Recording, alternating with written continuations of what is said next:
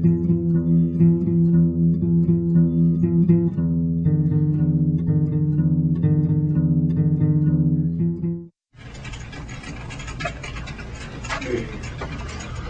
my name is Cathy Kelly, and I recently have been diagnosed with multiple sclerosis.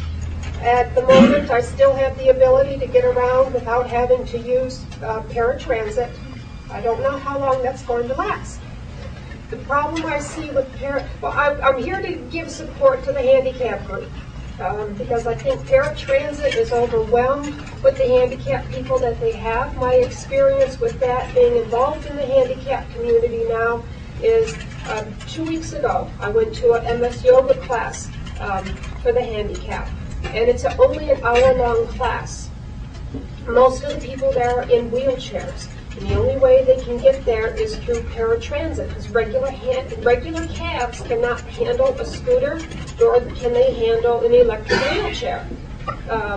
And we cannot start the class until all the people we know that are coming arrive, and our classes are being reduced in time because people aren't being transported by paratransit to the class on time. So instead of having an hour-long therapy session, we're having a 30-minute therapy session while we're waiting for people to get there through paratransit. The other problem is paratransit isn't able to pick up people from the therapy sessions for 2 to 3 hours after the therapy is over with. So they have to sit there and twiddle their thumbs waiting for their transportation. If paratransit had enough people to do the job, I wouldn't be here to support handicap. But I think there is a need specifically for transportation for the handicapped people. In the future, when I need the services, I want them to be available.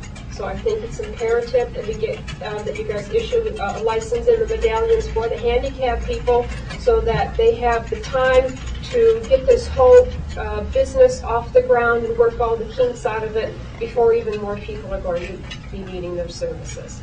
And I just have a quick question. Are you aware that there are existing handicap accessible cabs out there in the service right now that you and your friends could be using, just because it seems though maybe you weren't aware of? The services that I'm familiar with are costing, through MediCoach, are costing at least $125 for transportation. I don't know how, one way. I don't know how people can afford $250 to go someplace on a weekly basis just for transportation.